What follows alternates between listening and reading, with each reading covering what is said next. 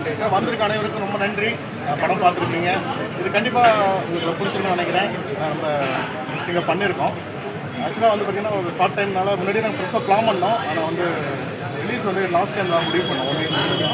அதனால் எங்களுக்கு லாஸ்ட் அதனால் நீங்கள் கண்டிப்பாக பார்த்துருப்பீங்க. சீக்கிரம் உங்கள் ரிவ்யூஸ் உங்கள் கமெண்ட்ஸ் எல்லாம் நீங்கள் வந்து சீக்கிரம் மக்கள்கிட்ட உங்களுக்கு சேர்த்து எல்லா படத்தையும் ஹிட் பண்ணுற மாதிரி இந்த படத்தையும் வந்து ஹெல்ப் பண்ணோம். நீங்கள் எல்லாரும் கண்டிப்பாக நீங்கள் சப்போர்ட் பண்ணி நம்புகிறோம். எல்லாருக்கும் வணக்கம். ரொம்ப ஹாப்பியாக இருக்குது நம்ம எல்லாருக்கும் சந்திக்கிறதுக்கு. இன்னைக்கு நம்ம படம் ரிங் ஃப்ரெஷ் ஷோ நடந்திருக்கு. ஸோ செகண்ட் ஹாஃப் ஸ்டார்ட் பண்ணுறதுக்கு முன்னாடியே நிறையா என்னோடய மீடியா நண்பர்கள் மீட் பண்ணும்போது சொன்னாங்க, எல்லாரும் ஃபோன் ஓப்பன் பண்ணி நிறையா கண்டென்ட் டிலீட் பண்ணிட்டே இருந்தாங்க. ஸோ அந்த அளவுக்கு ஃபஸ்ட் ஹாஃப்ல இம்பேக்ட் பண்ணியிருக்காங்க. ஸோ ரொம்ப ஹாப்பியாக இருக்குது, ரொம்ப சந்தோஷமாக இருக்குது இந்த மாதிரி ஒரு இம்பேக்ட் ஆகும்போது. ஸோ நீங்கள் எல்லோரும் இந்த படம் எப்படி இருக்குது உங்களோட ஜென்வின் ரிவ்யூஸ் கொடுங்க. ரொம்ப சந்தோஷமாக இருக்கும். நிறையா ஒர்க் பண்ணியிருக்கோம் இந்த படத்தில். நிறைய டிஃப்ரெண்ட் விஷயங்கள் காமிச்சிருக்கோம். காமெடி இருக்கட்டும், ட்ராமா, லவ். பேசிக்லி இன்றைக்கி இருக்கிற ஜென்ரேஷனுக்கு பிடிக்கிற மாதிரி ஒரு கண்டென்ட் ட்ரை பண்ணியிருக்கோம் நாங்கள் எல்லோரும். ஸோ ப்ளீஸ் இந்த படம் நீங்கள் எல்லோரும் கரெக்டான ரிவ்யூஸ் கொடுத்துட்டு மக்களுக்கு சேருங்க. இன்னும் ஒரு படம் நல்லபடியாக வெற்றியாக வரணும்னு ஆசைப்படுறேன். தேங்க்யூ. வணக்கம். மீண்டும் ஒரு சந்திக்கிறது சந்தோஷம். ரிங் படம் இது complete package of current scenario மாதிரி இது எல்லாருக்கும் கரெக்டாக இருக்கக்கூடிய ஒரு படமாக கண்டிப்பாக இருக்கும். ஸோ இப்போ ப்ரெஸ் நண்பர்கள் எல்லாருமே வந்து அவங்களோட ஒப்பீனியன் சொன்னதுலேயே வந்து ஏன்னா இந்த இடத்துல தான் ஒரு படத்தோட ரிசல்ட்டை வந்து ஒவ்வொரு படத்துக்கும் நான் அவ்வளோ எதிர்பார்த்துருக்கேன். ஸோ அந்த வகையில் இந்த படத்துக்கும் உங்களோட ரெஸ்பான்ஸ் வந்து ரொம்ப நல்லா இருக்குது. படம் நாளைக்கு ரிலீஸ் ஆகிறதுனால முடிஞ்ச வரைக்கும் இன்றைக்கே உங்களோட வியூஸை வந்து போஸ்ட் பண்ணுறது, ட்வீட் பண்ணுறது வந்து ரொம்ப இப்போ எங்களுக்கு தேவைப்படுது. ஸோ தேங்க்யூ ஸோ மச் நீங்கள் வந்து நன்றி. ப்ரெஸ் மீடியா எல்லாருக்கும் வணக்கம். ரொம்ப thank you so much for coming. நாளைக்கு மூவி ரிலீஸ் ஆகுது. எல்லோரும் கண்டிப்பாக போய் தேட்டரில் மூவி பாருங்கள். Happy and thank you so much for Shakti sir for giving this opportunity. Thank you sir. Thank you.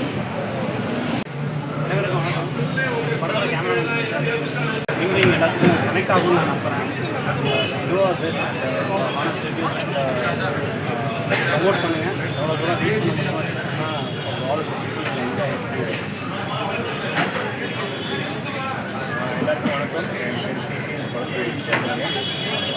படம் நல்லா வந்துருக்கு நம்புகிறோம். இந்த படம் வந்து இப்போ இந்த காலகட்டத்தில் வந்து ரிலேஷன்ஷிப்பில் எவ்வளோ டிரான்ஸ்பரன்சி தேவை அப்படிங்கிறத புரிய வைக்கிற மாதிரியும் வந்து இது இருக்கும். இந்த படத்தில் வந்து இந்த காலகட்டத்தில் வந்து ஒரு ரிலேஷன்ஷிப்புக்குள்ளே எவ்வளோ டிரான்ஸ்பரன்சி தேவை அப்படிங்கிறத ஒரு புரிய வைக்கிற மாதிரி ஒரு படமாகவும் இருக்கும். எல்லாருக்கும் பிடிக்கும்னு நம்புகிறோம். ஸோ இந்த படம் பாடல்ஸும் சரி படம் ரொம்ப நல்லா வந்திருக்கு. இதே அபிப்பிராயம் மக்களுக்கு அவங்க எதிர்பார்க்கலாம்.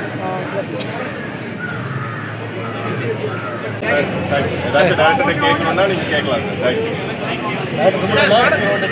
படத்தில் சொல்லியிருக்கீங்க அம்மா வந்து ஓம்ல சேர்க்குற மாதிரி அந்த மருமக சொல்கிறது நியாயம் ஓகே.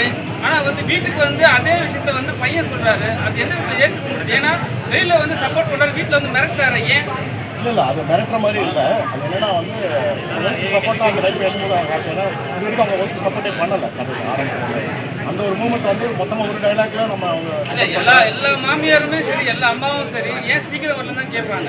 அந்த வார்த்தைக்கு அந்த வார்த்தை வேணுமா? இல்லை அது வந்து நம்ம பர்டிகுலராக வந்து ஹட் பண்ணணும்னு வைக்கல. என்னன்னா அவங்களுக்கு புரியணும், இனிமேல் நான் சப்போர்ட்டாக இருப்பேன், நீங்கள் தான் அவங்கள ரொம்ப கொஸ்டின் பண்ணாதீங்க அப்படிங்கிறதுக்காக வச்சுருக்கேன். ஃபோனில் ஒரு விஷயம் பண்ணியிருக்கீங்க. ஆனால் இப்போ இருக்கிற ஜென்ரேஷன் ஃபோன் இல்லாமல் இல்லவே இல்லை. ஆனால் அது எப்படி மக்களுக்கு எடுத்து போகிறீங்க? ஃபோன் இல்லாமல் இப்போ யாருக்கும் இல்லை சார். ஒரு 10 நிமிஷம் ஃபோன் இல்லைன்னா ஏதோ இறந்த மாதிரி இருக்குது. பிக் பாஸ்ல அவங்களுக்கு தெரியும். இன்னொரு நாள் இருந்து உங்களுக்கு சரிங்களா? இப்போ வந்து மக்கள்கிட்ட வந்து என்ன சொல்ல வரீங்கன்னா ஃபோன் வந்து டைம்ல யூஸ் பண்ணாதுன்னு சொல்ல வரீங்க. அப்படி நான் கருத்து சொல்கிறேன். என்னன்னா வந்து ஒரு கேமாக ஆரம்பித்த விஷயம் அதுக்கப்புறம் தான் சீக்கிரட்டாக தெரியும். அவங்களுக்கு சின்ன சின்ன சீக்கிரம் தெரிய ஆரம்பிச்சு. நான் என்ன சொல்ல வரேன்னா கிடைக்க சின்ன சின்ன சீக்கிரம் எல்லா லைஃப்லையும் இருக்கும். அதை மறைக்கிறோம். ஏன்னா மற்றவங்க நம்ம பிடிச்சவங்க நல்லா இருக்கிறது சின்ன விஷயம் மறைச்சு தான் இருக்கும். அது காலகாலமாக நடந்துட்டு இருக்குன்னு தான் சொல்ல வரேன். சாட்சி மேம், இப்போதான் மேரேஜ் ஆகிருக்கு. இந்த மாதிரி கேம் எதுவும் விளையாடுற ஐடியா இருக்கா? இந்த மாதிரி கேம் எதுவும் விளையாடுற ஐடியா இருக்கா? ஆனஸ்டாக சொல்லணும்னா டைரக்டர் நானும் இந்த விஷயம் டிஸ்கஸ் பண்ணிருக்கோம். ரியல் லைஃப்லே இந்த கேம் யாருமே விளையாட மாட்டாங்க. நீங்களும் விளையாடுவீங்களா? பட் அப்படி ஒரு சூழ்நிலை வந்துருச்சுன்னா நம்ம கையில் என்னென்ன விஷயம் இருக்குது, ஒரு ரிலேஷன்ஷிப்பில் எத்தனை விஷயங்கள் மறக்கிற மாதிரி ஆப்போசிட் பர்சனுக்கு நல்லது நினச்சிட்டு மறக்கிறோமா, தப்பான விதத்தில் மறக்கிறோமா, அது வேறு. பட் எந்த அளவுக்கு நம்ம விட்டு கொடுக்குறோம் ரிலேஷன்ஷிப் கரெக்டாக ஸ்மூத்தாக ஃபாலோ பண்ணுறதுக்கு, அந்த பாயிண்ட் ஆஃப் வியூவில் நம்ம யோசிக்கணும். ஸோ கேம் விளையாடணும்னு அவசியம் இல்லை, ஃபோன் யூஸ் பண்ணக்கூடாது அப்படின்னு ஒரு விஷயமே கிடையாது. அஃப்கோர்ஸ் ஃபோன் எல்லாமே யாருனாலையும் இருக்க முடியாது இன்னைக்கு. ஸோ இங்கேயே பாதி கண்டு நம்ம ஃபோனில் தான் ஷூட் பண்ணிட்டு இருக்கோம். ஸோ ஃபோன் எல்லாமே இருக்க முடியாது. பட் ஒரு யோசிக்க வேண்டிய விஷயம் தட் எந்த அளவுக்கு நம்ம ஒரு ரிலேஷன்ஷிப்பில் விட்டு கொடுக்கலாம், எந்த விஷயங்களுக்கு நம்ம காம்ப்ரமைஸ் பண்ணலாம், ஒரு நல்லபடியாக லைஃப் பாசிட்டிவாக போகிறோம். நீங்க லைஃப் ஸ்டார்ட் பண்ணீங்களா? வாழ்த்துக்கள். இதே மாதிரி உங்க ஹஸ்பண்ட் கூட இந்த என்ன பண்ணுறீங்க? ஆக்சுவலி ரொம்ப நல்ல ஒரு கேள்வி. இந்த மாதிரி ஒரு விஷயம் நடந்ததுன்னா நான் என் ஃபோன் கொடுத்துட்டு ரெடி. அவர் ரெடியா இல்லையா எனக்கு தெரியாது, நான் ரெடி என் ஃபோன் கொடுக்குறதுக்கு.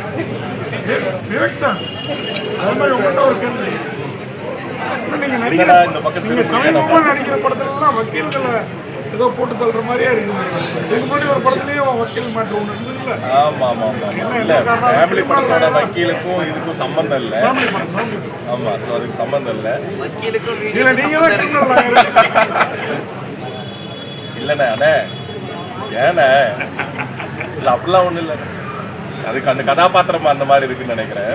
பட் சிமிலாரிட்டி ஒன்றும் பெருசாக ஒன்றும் இல்லை. அந்த ஃபேமிலி படத்தில் இந்த வக்கீலுக்கு இதுக்கு ஒரு பெரிய வித்தியாசம் இருக்குது. இதில் கோர் பாயிண்ட் வந்து relationship and emotion.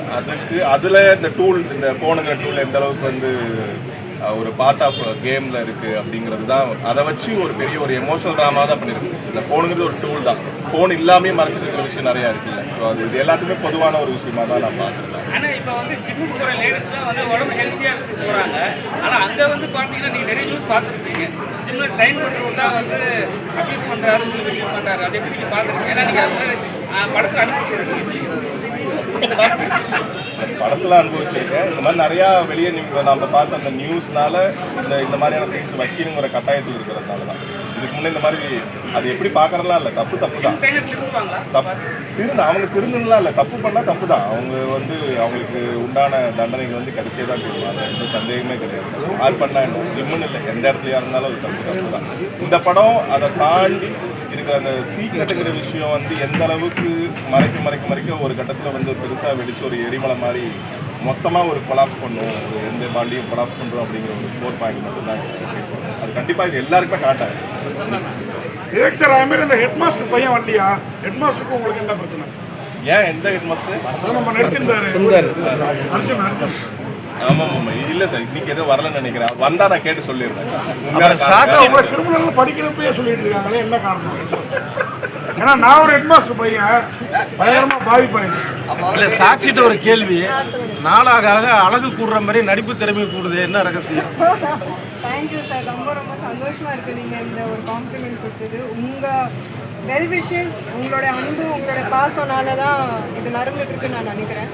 So thank you so much for that. அது மாதிரி சார் ரொம்ப இளமையாக இருக்கிறாரு மீசை எடுத்ததுக்கு அப்புறம். அதுக்கு என்ன ரகசியம் அது தெரியல. இல்லை சார், ஒரு நியூ ப்ராஜெக்டுக்காக தான் இது வரைக்கும் இந்த கெட்டப் பண்ணலன்னு வச்சுருந்தான் சார். இங்கிருந்து ஏதோ ஒரு கனை வந்த மாதிரி தெரியும். ஆக்சுவலாக படம் நடிக்கிறதுனா அவங்க ரியாக்ஷன் எல்லாம் வந்து நடக்கும்போது அவங்க எல்லாமே காட்டுறாங்க. இது உட்காந்துக்கிட்டே எல்லாமே நடக்குது. இது எப்படி நீங்கள் எடுத்துக்கிட்டீங்கன்னா ஏற்கனவே இந்த ஹாலிவுட் மூவி ஆமாம் அதை பார்த்துருக்கலாம். இல்லை இதில் கொஞ்சம் தமிழுக்கு நம்மளுக்கு ஏற்ற மாதிரி இடம் இல்லை, சில கதாபாத்திரங்கள் வந்து இப்போ பாடி லாங்குவேஜ் இல்லாமல் வெறும் ஃபேஷியல் எக்ஸ்பிரஷன்லேயே நம்மளால கன்வே பண்ணுறதுக்கான சேலஞ்சஸ் எல்லாமே அமையும். ஒன்று அமைதியாக இருக்கணும், இல்லை கோவப்படணும். இது எல்லாமே வந்து இந்த பாட்டுக்கு மேலே தான் கன்வே பண்ணணும் அப்படின்னா அது ஒரு மாதிரி சேலஞ்சிங்கான விஷயம். அது எல்லாருக்குமே 8 பேர் இந்த இதில் இருக்கும், 4 பேர் இருக்கும் இல்லையா, எல்லாருக்குமே இது ரொம்ப சேலஞ்சிங்கான விஷயமாக தான் இருந்துச்சு. ஏன்னா ஜென்ரலாக கை காலெலாம் ஆட்டி பண்ணுறப்போ ஒரு எமோஷன் வேறு மாதிரி இருக்கும். இல்லை அப்படின்னா ரொம்ப உடஞ்சி போய் உட்கார்றது தானே இந்த படங்கிறது. உடஞ்சி போய் உட்கார ஒரு தருணத்தை கொண்டு போய் இந்த கதை கொண்டு போகிறதுனால மேபி அது இன்னும் கொஞ்சம் கம்ஃபர்ட்டாக இருந்தது கூட சொல்லலாம். கல்யாணத்துக்கு அப்புறம் ஃபோனை மேக்ஸிமம் யூஸ் பண்ணக்கூடாது முன்னாடியா? நான் ஒரே ஒரு விஷயம் வேணால் சொல்லிக்கலாம். ரொம்ப நாள் வச்சுட்டு இருக்கிறத விட ஒரு நாள் மொத்தமாக போட்டு உடச்சிட்டோம்னா அன்னையிலேருந்து வந்து மனசில் இருக்கிற எல்லா பாரமும் போயிட்டு சீரியஸாகவே லைஃப் அந்த மொமெண்ட் வந்து ரொம்ப ஹாப்பியாக இருக்குன்னு நான் வந்து பர்சனலாகவே நம்புறேன். ஸோ இது மேரேஜ் ஆனாவே பொதுவாக வந்து வீட்டில் மாமியார் மாமன் சண்டை போடுறாங்க. ஆனால் அம்மா வந்து கூட்டு போய் விடுறதுக்கான காரணம் நிறைய இருக்குது. இந்த சுச்சுவேஷன் நம்ம தினம் பார்த்துட்டு தான் இருக்கோம். படத்தில் வரும்போது உங்களுக்கு என்ன ஃபீல் ஆச்சு, அதை எப்படி நீங்கள் அதை அனுமதிக்கவே முடியாது. அது என்னன்னா அதுதான் இப்போ நாங்கள் யார் பக்கம் சப்போர்ட் பண்ணுறதுங்கிறது இன்னைக்கு நேற்று பிரச்சனை இல்லை, காலகாலமாக இருக்கிற பிரச்சனை. அது எப்படி டேக்கிள் பண்ணுறங்கிறது வந்து இன்னமும் வந்து ஆண்கள் கற்றுக்கலைங்கிறது தான் உண்மை. ஒரு கட்டம் வரைக்கும் மோசமாக தான் போகும், அதுக்கப்புறம் சரியாகும், அதுக்கப்புறம் எப்படியோ போங்க அப்படின்னு வாழ்க்கை அமைதியாகுது. இந்த மாதிரி சில படங்கள் ஓப்பனப்பாக வந்து சில விஷயங்கள் பேசுகிறப்போ அவங்க மனசு விட்டு நிறைய பேர் வந்து இன்னைக்கு இப்போ அது படம் பார்த்துட்டு வீட்டில் பேசுறதுக்கு கூட நிறைய சான்சஸ் இருக்குன்னு சொல்லுவாங்க. அது மாதிரி நடந்தால் சந்தோஷம். மனைவியோட வைஃப் தான் வந்து கெடுதல் பண்றாங்க. மனைவியோட வைஃப் தான் வந்து கெடுதல் பண்றாங்க. மனைவியோட ஃப்ரெண்டு அப்படி சொல்ல முடியாது. யார் வேணாலும் கெடுதல் பண்ணலாம், யார் வேணாலும் நல்லது பண்ணலாம். அது கரெக்டாக தப்பான அந்த சனிதான் கேட்டீங்க.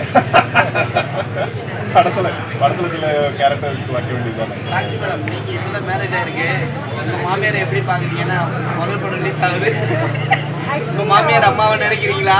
என் மாமியாருக்கு எப்போவுமே நான் ஏன்னா 15 வருஷமாக தெரியும் ஒருத்தருக்கு. ஸோ எப்போவுமே ஒரு அம்மா அப்படிங்கிறத தான் நினச்சிட்டு இருக்கேன். அவங்களே எனக்கு ஃபோன் பண்ணி டெய்லி விஷ் பண்ணுவாங்க, இன்னும் சூப்பராக பர்ஃபார்ம் பண்ணுவோம், இன்னும் பயங்கரமாக நடிக்கணும், இன்னும் நிறையா ஹார்ட் ஒர்க் பண்ணணும்னு. ஸோ ஒரு அம்மாவாக தான் எனக்கு சப்போர்ட் பண்ணிட்டு இருக்காங்க. அண்ட் அந்த விஷயத்தில் I think I'm very lucky. இப்போ நடிப்பீங்களா அடுத்தது? அஃப்கோர்ஸுங்க, ஏன் நடக்க மாட்டேன்.